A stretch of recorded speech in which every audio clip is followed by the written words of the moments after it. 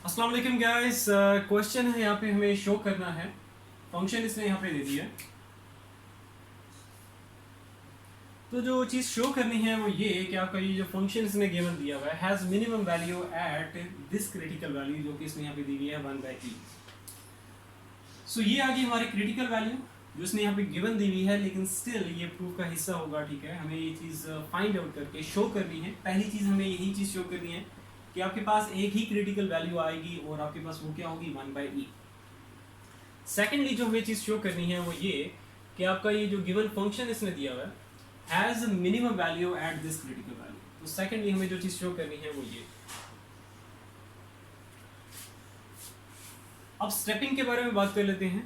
तो 3 स्टेप्स की हम लोग हेल्प लेंगे और वो 3 स्टेप्स कोई नए स्टेप्स नहीं है। ऑलरेडी हम लोग जो 3 स्टेप्स की जो मैं बात कर रहा हूँ ये ऑलरेडी हम लोग काम कर चुके हैं। पहले जब एक्सट्रीम वैल्यूज़ वाले हम लोगों ने क्वेश्चंस किए थे तो कोई फंक्शन हमें दे देता था और कहता था उस फंक्शन की एक्सट्रीम वैल्यूज़ फाइंड आउट करो। तो हम लोग 4 स्टेप्स की हेल्प लेके एक्सट्रीम वैल्यूज़ उस फंक्शन की फाइंड आउट करते थे। सब उन्हीं 4 स्टेप्स में से जो फर्स्ट 3 स्टेप्स हैं वो हम लोग पिक करेंगे। 4th स्टेप आपने नहीं करना, 3 स्टेप्स इनफ हैं ये 2 चीज़ें शो करने के लिए।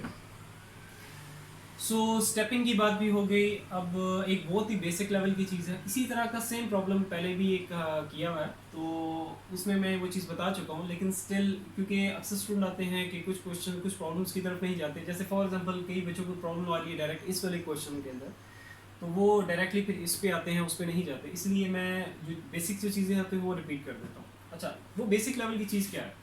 अब यहाँ पे इसको मैं कह रहा हूँ ये हमारा फंक्शन है, तो इसको फंक्शन आप कह सकते हो। It looks like an equation, आपको ये इक्वेशन लग रही है तो, लेकिन इसको हम फंक्शन अगर कह रहे हैं तो किस बेसिस पे कह रहे हैं आपको ये पता होना चाहिए। y आपके पास किसके इक्वल होता है? f(x) के इक्वल होता है। इट मींस इसे हम लोग लिख सकते हैं कि f(x) is equals to x की पावर x।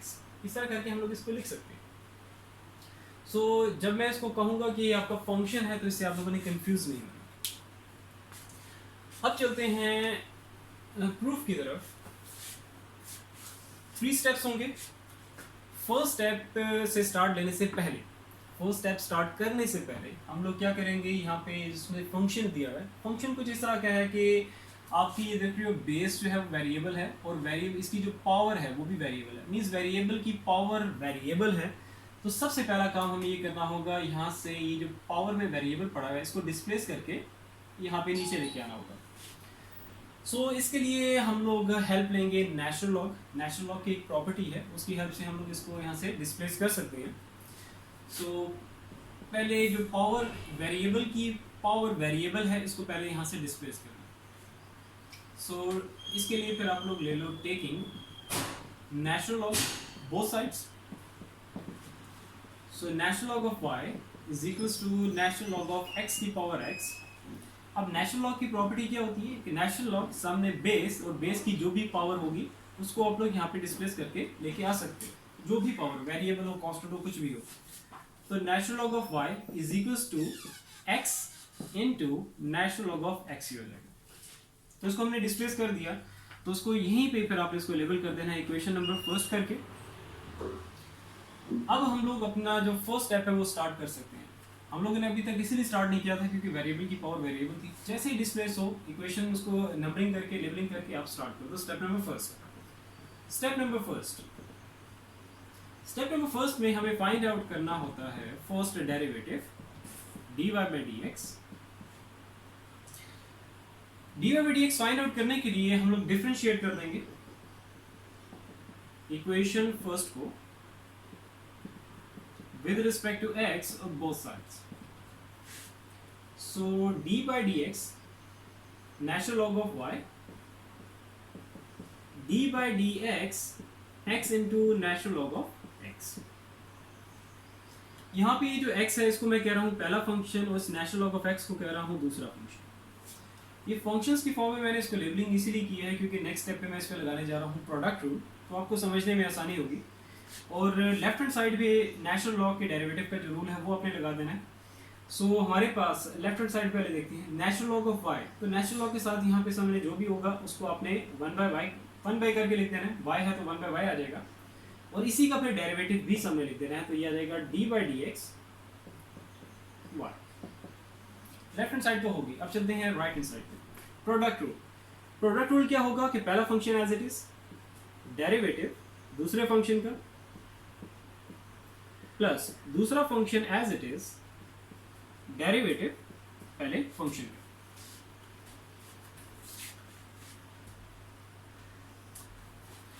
अच्छा, यहां पे आपके पास अब क्या आएगा 1 by Y left hand side पे, और इसको मैं लिख सकता हूं dy by D X, dy by D x.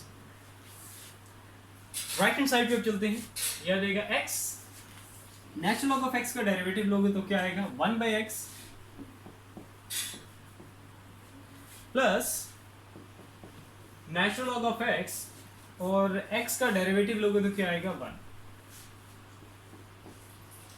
सो यहाँ पे जो भी कटिंग हो रही है सिंप्लीफिकेशन और ये वो कर दो, x से कैंसिल आउट हो जाएगा। इस y को हमें राइट हैंड साइड पे लेके जाना है, लेकिन इसको राइट हैंड साइड पे लेके जाने से पहले आप राइट हैंड साइड को जो है वो कम्प्लीटली सिंप्लीफाई कर लो।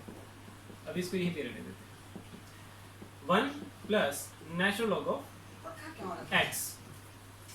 अब ये जो y है यहाँ पे जो डिवाइड हो रहा है इसको हम लोग राइट हैंड साइड पे लेके जा सकते हैं। यहाँ डिवाइड हो रहा है उधर जाके क्या हो जाएगा मल्टीप्लाई हो जाएगा, dy by D x y into 1 plus natural log of x। अब यहाँ पे देखो आपके पास ये जो y है इसकी जगह हम लोग लिख सकते हैं x की पावर x, जो कि इसने यहाँ पे गिवन जो फंक्शन दिया हुआ था उसमें y इज इक्वल टू क्या है x की पावर x है, तो इसी को यूज करते हुए y की जगह हम लोग ये चीज पुट कर सकते हैं 1 plus natural log of x। First derivative तो हमारे पास आ गया, इसको यहाँ पे मैं लेबल कर देता हूँ इक्वेशन नंबर 2 करके। फर्स्ट स्टेप था फर्स्ट डेरिवेटिव हमें फाइंड आउट करना था, सो वो हम लोगों ने कर लिया। इट मींस हमारा जो स्टेप नंबर फर्स्ट है वो कंप्लीट हो गया। अब चलते हैं स्टेप नंबर 2 की तरफ, और स्टेप नंबर 2 में हमें क्रिटिकल वैल्यू फाइंड आउट करनी है, और फाइंड आउट करके हमें ये चीज़ शो करनी है कि एक ही क्रिटिकल वैल्यू आएगी और वो क्या होगी 1 बाई ई। जो फर्स्ट चीज़ हमें शो करनी है वो स्टेप नंबर 2 में हम यहाँ पे शो करेंगे।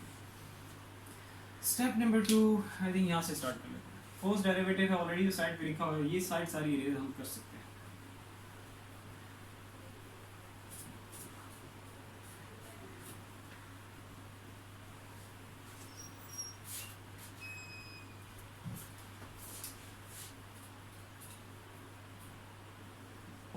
स्टेप नंबर 2, स्टेप नंबर 2 में हम फाइंड आउट करेंगे क्रिटिकल वैल्यू।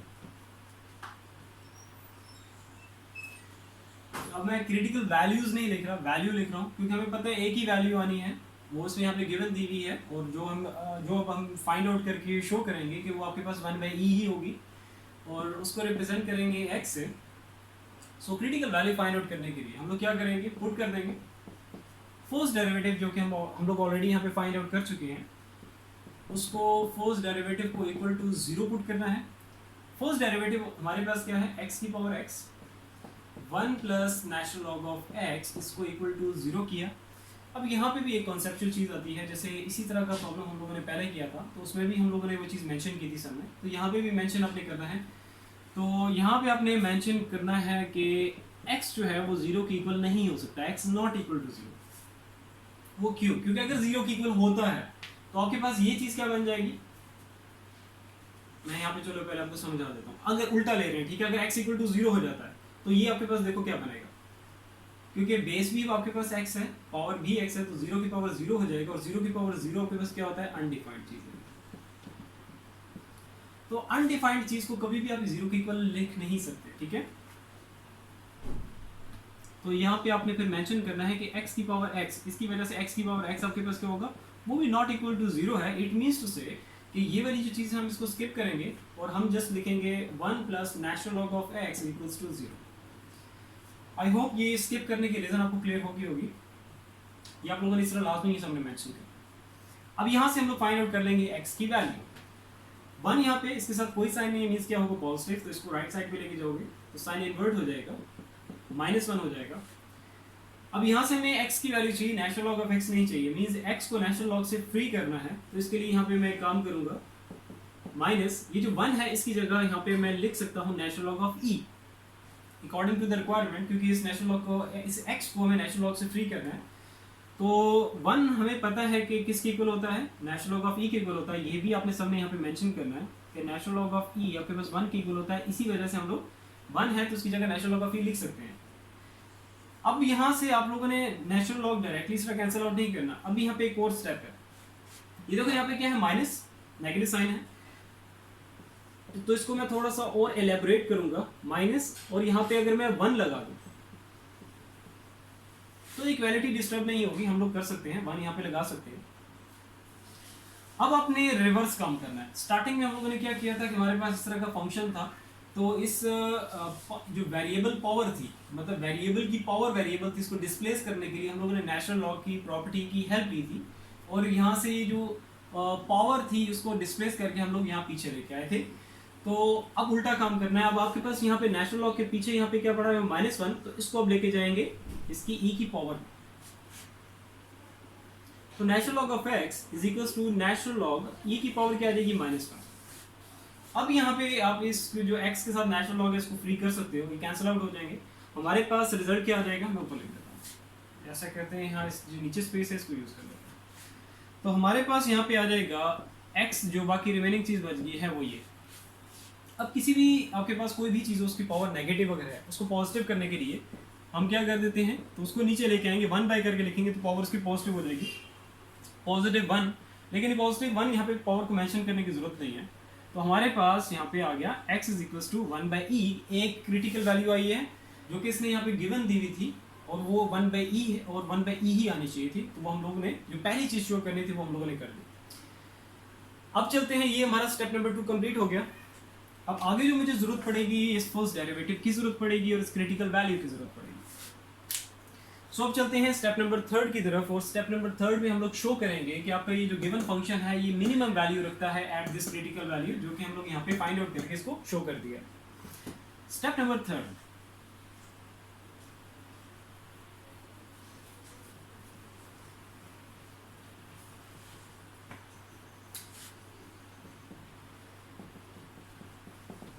स्टेप नंबर 3 हमारा होगा टेस्टिंग वाला स्टेप,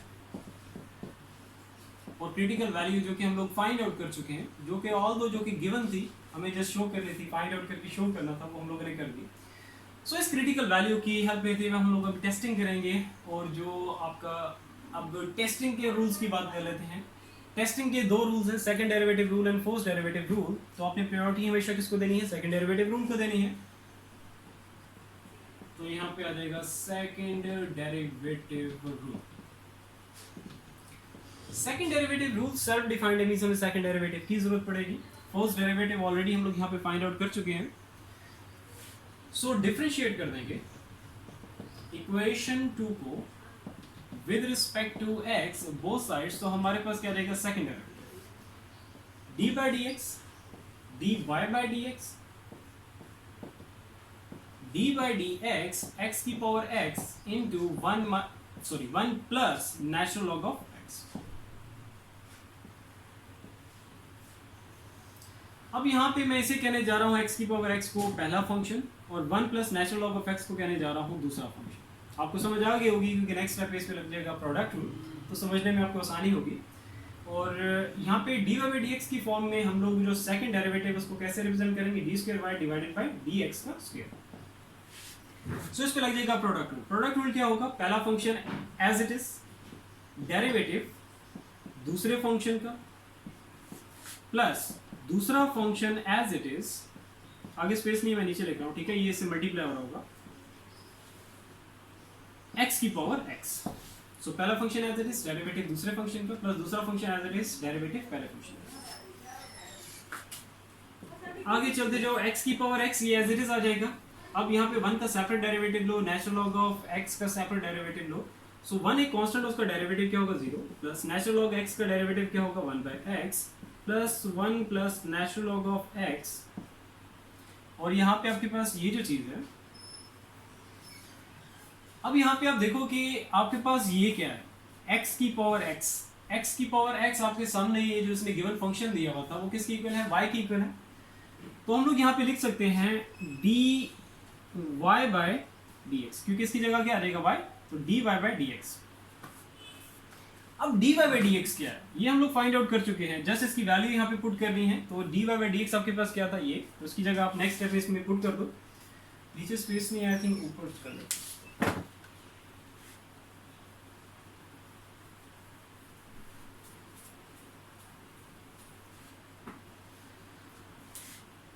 सेकेंड डेरिवेटिव,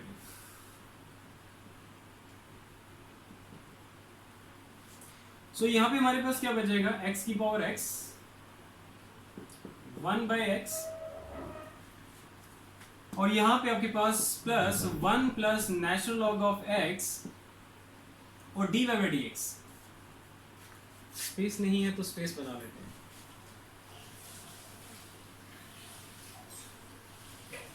जो फोर्स डेरिवेटिव इसको मैं साइड पे करके लेता हूँ।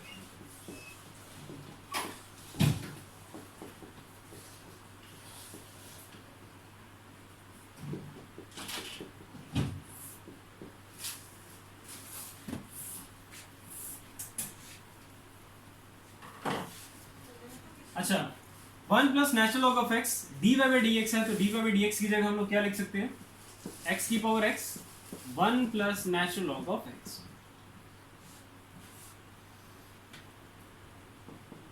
अब यहां पे इसको जरा कॉम्पैक्ट फॉर्म में लिखो, x की power x divided by x आ जाएगा, प्लस अब ये देखो ये तीनों चीजें मल्टीप्लाई हो रही हैं, ये और आपके पास ये तीनों चीजें मल्टीप्लाई हो रही हैं।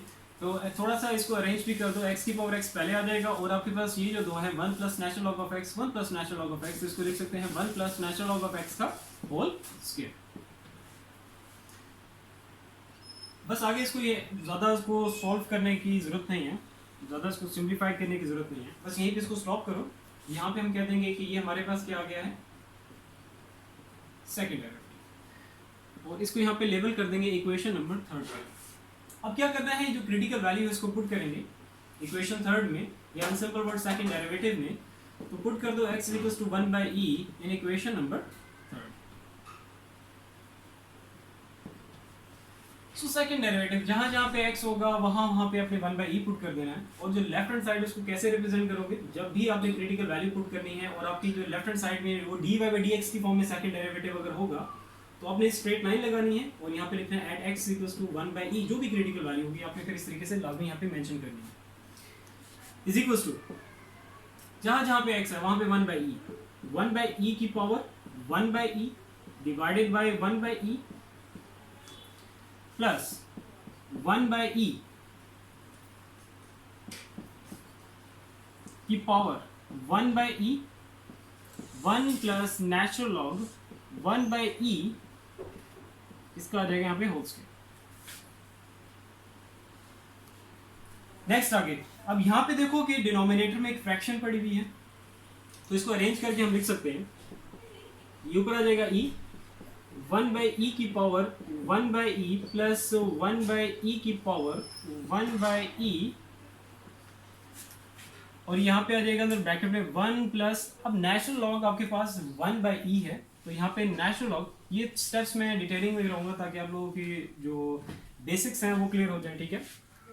1 बाई ई, तो इसको मैं जब ऊपर ले, देखो यहाँ पे भी पावर इसकी क्या है, पॉजिटिव 1 है, तो इसको जब मैं ऊपर लेके जाऊँगा तो ई की पावर क्या हो जाएगी, -1, नेगेटिव 1 हो जाएगी, यहाँ पे आ जाएगा होल स्क्वायर।